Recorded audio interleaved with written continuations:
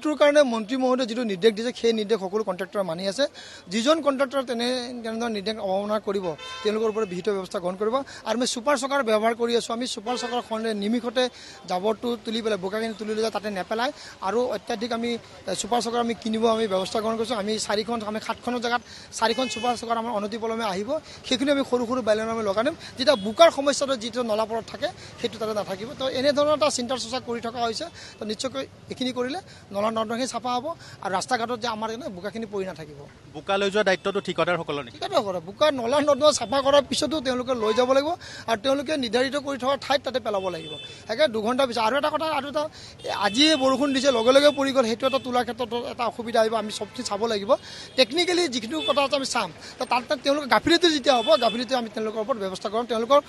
পইচা কৰ্তন কৰা হ'ব সেই ধৰণৰ ব্যৱস্থা আমি গ্ৰহণ কৰিম